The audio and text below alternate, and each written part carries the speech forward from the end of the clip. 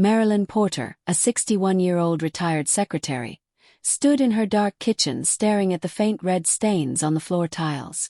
Only hours earlier, her own son had beaten her over a bowl of unsalted soup. She whispered to herself, "How did I become this woman?" Her arms trembled as she wiped the blood with an old rag. Upstairs, Leonard, the boy she once carried on her back, had gone to sleep as calmly as if he had kissed her goodnight instead of throwing a bowl in her face. The ache in her ribs was deep, but the humiliation was deeper. The next morning, Marilyn woke up stiff, her bones feeling like shattered glass. A cut on her lip stung every time she breathed. But she still dragged herself to the kitchen at 5 a.m. Leonard sat there in his flawless navy suit, scrolling through his phone. "Breakfast.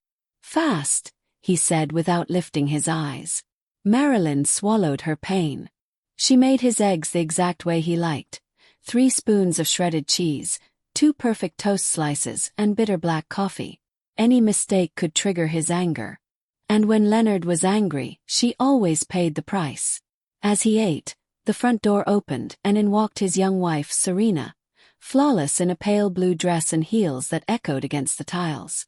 "Good morning, Mrs. Porter," she said with a sugary smile. "How are you today?" Marilyn wanted to cry out, "I woke up bruised because your husband beat me." Instead, she forced a smile. "I'm fine, dear." Serena placed a kiss on Leonard's cheek. He shot Marilyn a cold warning glance. One wrong word. One slip. Tonight would be worse. "Look, Mom," he said loudly. "I bought you makeup to cover those little bumps." Little bumps. That was what he called the bruises he had put on her arms and the swelling on her lip. He slid a fancy bottle of imported foundation across the table. "Use it," he whispered. "And remember what we talked about." Marilyn nodded, her stomach twisting. Serena giggled softly. "Leonard, you're so thoughtful," she said. "Always taking care of her." If only she knew. Or maybe she did and simply didn't care. After breakfast, he leaned in close again. "If you ever open your mouth," he murmured, "I'll make you regret it. No one would believe you." When the house finally fell silent, Marilyn sank into a chair and let the tears spill freely. She stared at her trembling hands. She had bought this home 30 years ago after working 4 decades as an executive secretary at Bailey & Crisp law firm. She had imagined she would spend her retirement in peace. Instead, she was living in fear under her own roof. "How did I get here?" she whispered. She knew the answer. It had started 3 years earlier, the night Leonard showed up at her door with a suitcase and the same helpless look he had as a child. "Mom, I need to stay here for a while," he had said. "The divorce ruined me." His voice had cracked, and Marilyn's heart had melted instantly. "Of course, son," she replied. "This is your home too." The first months were peaceful. They had dinners together, watched movies, talked about work. She thought finally, after all the years she raised him alone following his father's abandonment, they were reconnecting. But soon small complaints began. "Mom, your food tastes off." "Mom, the bathroom isn't clean." "Mom, why are your clothes so wrinkled?" She excused his remarks at first. Stress, she thought. Divorce fatigue. But his words grew sharper. "You're getting slow. You don't take care of the house properly." Then came the finances. "Mom, handling money at your age is risky. Let me help." Marilyn hesitated, but he was her son. He would never hurt her. She handed him her bank details.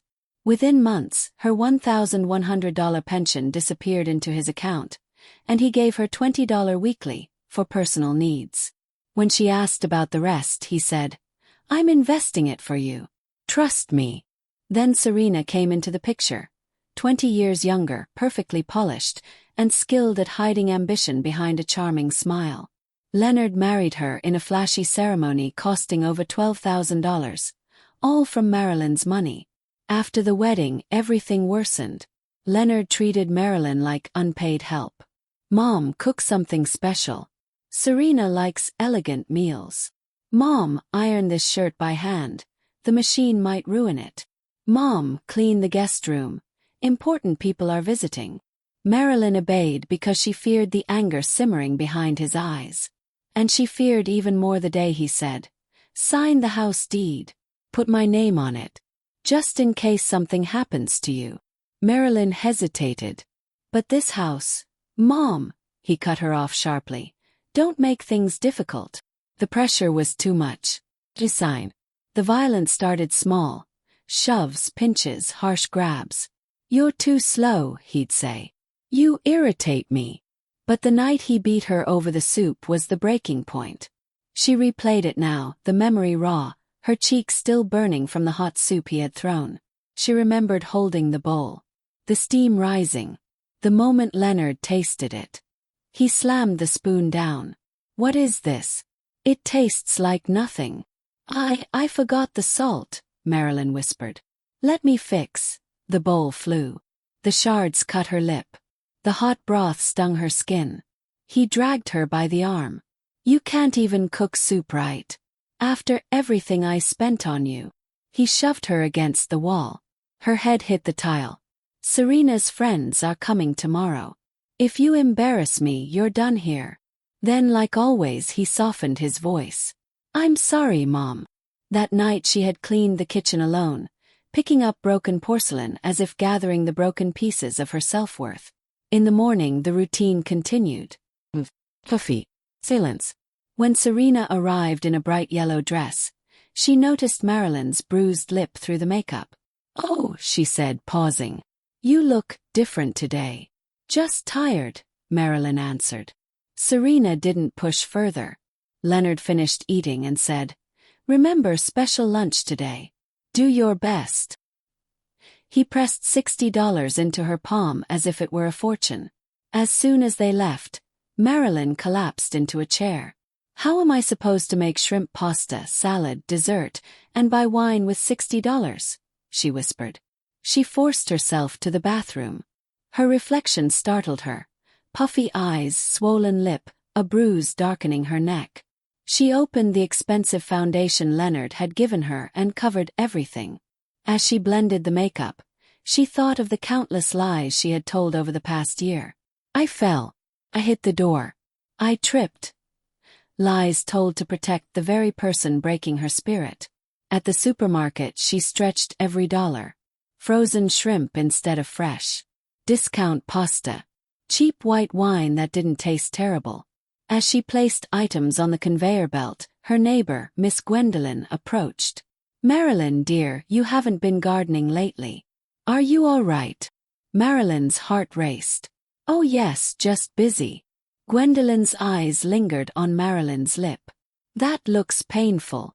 "Just clumsy me." Marilyn forced a laugh. Gwendolyn didn't believe her but simply said, "If you ever need anything, I'm home."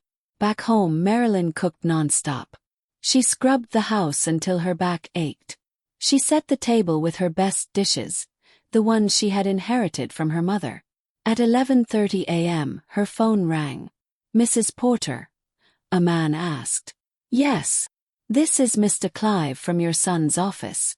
We need to discuss discrepancies in his financial reports. Can you come at 3 p.m.? Marilyn froze. "Discrepancies?"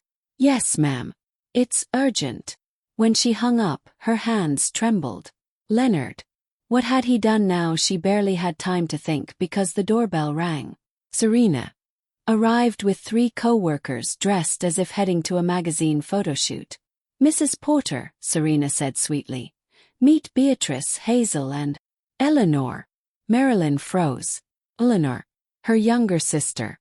Someone she hadn't seen in 2 years. Eleanor's expression flickered with shock, but she quickly regained composure. "A pleasure to meet you, Mrs. Porter," she said formally. Her eyes scanned Marilyn's face. She noticed everything. Marilyn guided them to the dining room. The table looked stunning. White tablecloth, crystal glasses, fresh flowers. She served the meal carefully. "This is delicious," Beatrice said. "Did you cook all this yourself?" "Yes," Marilyn replied, forcing a smile. "I enjoy hosting," Serena added proudly. "She's like a housekeeper, but better because she does everything with love." Marilyn felt each word like a stab, but she kept her head high. Eleanor watched her silently, studying every movement. Eleanor gently set down her fork. "Mrs. Porter," she said, her voice calm but firm, "you mentioned earlier that you worked for Bailey and Crisp law firm for 40 years. That's impressive." Marilyn nodded with quiet pride. "Yes, it was my second home." Serena chimed in cheerfully. "But now she's retired and finally relaxing." Eleanor's sharp eyes caught the flicker of pain in Marilyn's expression. "Is that so?" she asked softly. Marilyn tried to smile, but the muscles in her swollen lip protested. Eleanor saw it. The makeup, the stiffness, the way Marilyn avoided turning her bruised cheek. During dessert, Serena bragged about Leonard. "He's leading a big project. Soon he'll be promoted," Hazel added. "He's lucky to have a mother-in-law who helps so much around the house." Marilyn nodded quietly while collecting plates. Eleanor followed her into the kitchen. "Marilyn," she whispered, dropping the formal tone. "What's going on?" Marilyn froze. "Eleanor, don't." Her sister studied her face closely. "Your lip. Your neck. Your hands are shaking. Who hurt you?" Marilyn's voice was a trembling thread. "Nothing happened. Please go back before they notice." But Eleanor wasn't convinced. The lunch ended at 2 p.m., and the women left after multiple compliments. Serena gave Marilyn a perfunctory "thank you," then strutted out with her friends. Eleanor lingered at the door. "I'll come by later," she whispered. "Don't be afraid." Marilyn shook her head desperately. "No, please don't come. He'll be angry." Eleanor squeezed her hand gently. "I'm your sister. I'm not leaving you like this." When they drove away, Marilyn's legs weakened. She had 1 hour before the meeting at Leonard's office. Anxiety twisted her stomach. At 3 p.m., Marilyn entered the tall glass building where Leonard worked. The receptionist led her to a conference room. Inside sat Mr. Clive, an accountant in his 50s, and a woman named Nora from HR. "Mrs. Porter," Mr. Clive began gently, "we found irregular transfers from company accounts into a personal account linked to your home address." Marilyn blinked. "My home? That must be a mistake." Nora slid a file toward her. "Your son listed you as the account holder. It appears he used your identity." Marilyn's heart dropped like a stone. "Leonard, no." Mr. Clive leaned forward. "We don't want to involve law enforcement without speaking to you first. Did you authorize these transactions?" Marilyn swallowed hard. If she said yes, she would be protecting Leonard. If she said no, he could go to prison, and she knew what he did to people who angered him. I, she stammered. Nora softened her tone. "Mrs. Porter, you're safe here. We just need the truth." Marilyn whispered, "No. I didn't authorize anything." Mr. Clive nodded grimly. "Then Leonard is in serious trouble." Marilyn's hands trembled uncontrollably. "Mrs. Porter," Nora asked carefully, "is everything all right at home?" The question shattered whatever wall Marilyn had left. Tears filled her eyes. "I don't know what to do," she whispered. Nora exchanged a subtle glance with Mr. Clive. "We've seen signs of financial abuse," she said softly. "And possibly physical abuse." Marilyn wiped her face, humiliated. "I'm so ashamed." "Don't be," Nora said. "This happens to more people than you think. But you can't go back there without support." Marilyn nodded weakly, knowing Nora was right. Going home meant walking back into danger. Mr. Clive slid a paper toward her. "We'll suspend the investigation for 48 hours. That gives you time to decide if you want to file a formal statement." Marilyn nodded numbly. She left the office feeling like her world was spinning. Outside, the sun felt too bright. Her thoughts were tangled. He stole my money. He stole my identity. He stole my life. She took the bus home, feeling every bruise with each bump on the road. When she reached the house, Leonard's car wasn't there. Relief washed over her, but only briefly. Inside the house, Marilyn sat in the kitchen, staring at the wall. Every sound made her flinch. Suddenly the doorbell rang. She froze. Was it Leonard? Serena? Someone else? When she opened the door, Eleanor stood there holding a small bag. I brought something, she said softly. Marilyn stepped aside, whispering, You shouldn't have come. Eleanor closed the door behind them. I should have come years ago. They sat at the table. Eleanor reached for her sister's hands and gasped. Marilyn, these bruises. Marilyn broke. Tears poured silently down her face. Eleanor held her tightly. Tell me everything. Marilyn trembled. He hits me, often. He controls all my money. He makes me hide the bruises. I can't breathe in my own home. Eleanor's eyes filled with furious tears. That's not a son. That's a monster. Marilyn shook her head. Don't say that. He used to be my little boy. I must have done something wrong. Eleanor grabbed her shoulders gently. No. Abuse is never your fault. Marilyn sobbed. I feel so trapped. Eleanor exhaled slowly. Then we get you out. Today. Panic shot through Marilyn. No, you don't understand. If I leave, he'll find me. He controls everything. My bank account. My house. My documents. Eleanor nodded calmly. Then we take what he can't control, your truth. Your story. She placed a folder on the table. I brought legal documents just in case. You're not alone anymore. Marilyn covered her face with her hands. But where will I go? Eleanor smiled gently. You'll stay with me.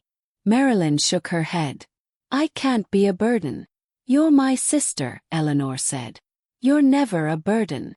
Before they could speak further, the front door slammed open. Marilyn's heart stopped. Leonard stormed into the house, face twisted with fury. What's going on here? He demanded. His eyes darted to Eleanor. Why are you here? Marilyn trembled as Leonard stepped forward. Eleanor rose slowly from her chair. I'm here because your mother needed me. Leonard scoffed. She doesn't need anyone. She lives here because of my generosity. Eleanor's jaw tightened. Funny. That's not what the bruises say. Leonard's face darkened. Watch yourself. Marilyn stepped between them. Leonard, please. He snapped. Be quiet. His voice was sharp enough to cut the air. Eleanor stepped closer, unafraid. Touch her again, she warned. And I will make sure you face charges for every bruise on her body. Leonard laughed coldly. You have nothing. Eleanor pulled out her phone. Have pictures. I took them when I arrived. And I recorded our conversation. One more threat and this goes straight to the police. For the first time, Leonard hesitated. Fear flickered behind his anger. Marilyn watched him, stunned. For years she had cowered at his voice, but now, someone stood between them. Someone unafraid. Leonard stepped back slowly. You both need to leave, he muttered. Now. Eleanor grabbed Marilyn's hand. Gladly. Marilyn's knees wobbled as they walked out. She expected Leonard to grab her, shout, strike, but he didn't. Perhaps he finally realized the consequences. When the door closed behind them, Marilyn felt a rush of air enter her lungs. A feeling she hadn't felt in years. Freedom. Or at least the beginning of it. Eleanor drove her to her apartment across town. A warm, modest place filled with plants and sunlight. You'll sleep in my room, Eleanor insisted. I'll take the couch. Marilyn protested weakly. No, Ellie, I can't take your bed. Yes, you can, Eleanor said firmly. You need rest. When Marilyn lay down, she felt safe for the first time in 3 years. But fear still lingered. What if he comes here, she whispered. Eleanor held her hand. Then he'll answer to the law. Starting tomorrow, we report everything. Marilyn nodded slowly. For the first time, she allowed herself to hope. The next morning, Marilyn woke up feeling stiff but strangely lighter, as if a heavy chain had loosened around her chest. Eleanor prepared tea and set 2 mugs on the table. We're going to the police station first, she said gently. Marilyn's heart pounded. I'm scared. Eleanor squeezed her hand. Courage doesn't mean you're not scared. It means you move anyway. Marilyn looked at her sister, someone who had always been braver, louder, more confident, and whispered, "Thank you for not leaving me." Eleanor smiled. "I should have come sooner. But I'm here now, and I'm not going anywhere." At the police station, Marilyn trembled as she filed her statement. The officer listened patiently as she recounted the beatings, the stolen pension, the deception with the house, the threats. "Do you have photos?" he asked. Eleanor showed him everything: bruises on Marilyn's neck, her arms, her swollen lip. The officer's expression hardened. "Ma'am, what you've endured is serious assault and ongoing domestic abuse. We will issue an emergency protective order immediately." Marilyn inhaled sharply. Does that mean he can't come near me?" "Exactly," the officer replied. "You're protected now." Tears spilled onto Marilyn's cheeks. Next, they visited a legal aid center where Eleanor introduced Marilyn to a lawyer named Ruth. Compassionate but firm, Ruth reviewed the house deed and nodded. "He coerced you into adding him to the property. That's illegal under the circumstances. We can file to have his name removed." Marilyn blinked in disbelief. "I can get my house back." "Yes," Ruth affirmed. "And you can freeze the accounts he used. Every penny that belongs to you can be reclaimed." Marilyn's hands shook. "I never thought. I didn't think anyone would believe me." Ruth smiled warmly. "We believe you." Meanwhile, back at Leonard's office, investigators combed through the documents. When he arrived at work, he was met by 2 security guards and the head of HR. "Mr. Porter," the woman said, "you're suspended pending investigation." Leonard's eyes widened. "What? Why?" "Unauthorized transfers under your mother's name." The words hit him like a blow. She wouldn't. She already confirmed she didn't authorize them. Panic flashed across his face. "She's lying. She's old and confused." But his voice cracked, betraying him. The HR director replied coldly, "Your mother is far more coherent than you believe." That evening, Marilyn sat on Eleanor's couch, wrapped in a soft blanket. "Do you think he's angry?" she whispered. Eleanor nodded. "Yes. But he can't touch you now." Marilyn stared at her hands. "I can't believe I let it get this far." Eleanor placed an arm around her. "Abusers manipulate. They isolate. They break confidence. It's not weakness, it's survival." Marilyn's voice shook. "I wanted him to love me." Eleanor replied softly. "He doesn't know what love is. But you do. And that's why you're out of there." Marilyn closed her eyes. For the first time she felt safe. 2 days later, Marilyn and Eleanor returned to the law firm to sign the official paperwork reclaiming Marilyn's home. Leonard, who had been summoned separately, was already there, eyes burning with rage. "How dare you do this to me?" he hissed. Marilyn trembled but stood tall. "I'm doing this for myself," she said softly. "For the life you tried to take from me." Leonard scoffed. "You're nothing without me." Marilyn lifted her chin. "Maybe. But I'm more than what you tried to make me." Leonard stepped forward but security blocked him. Eleanor squeezed Marilyn's shoulder proudly. The lawyer handed Marilyn the finalized document. "The house is yours alone again," Ruth confirmed. Marilyn stared at the papers, overwhelmed. "I never thought I'd get my life back." Eleanor smiled. "This is just the beginning." As they left the building, Marilyn walked a little faster, her back a little straighter. The air outside felt clearer, sharper, alive. "What now?" she asked. "Now," Eleanor replied, "we build something new. Something peaceful." Marilyn breathed deeply. She hadn't realized how much she had forgotten the feeling of free air filling her lungs. Marilyn spent the next week living with Eleanor, attending counseling sessions arranged by a support center. She discovered she wasn't alone. Women of different ages shared similar stories. "You survived," her counselor told her gently. "Now it's time to heal." Marilyn practiced speaking without fear, sleeping without waking to footsteps, breathing without flinching. Day by day, her fear loosened. Her bruises faded. Her voice grew stronger. And with each session, she realized something profound. She was still here. Leonard had tried to break her, but she wasn't broken. Just bruised and healing beautifully. When Marilyn finally returned to her own home alone now, she entered slowly, taking in every corner. For the first time in years, the silence didn't scare her. She opened the windows wide. Fresh air rushed in, carrying the scent of jasmine from the garden she hadn't tended in months. She stood in her kitchen, running her hand over the counter where she had once cried in secret. "I'm still here," she whispered. She made herself a cup of tea. Not for anyone else. Not under orders. Just for her. The smallest act felt like liberation. That evening, Eleanor visited with 2 bags of groceries. "You settling in?" she asked.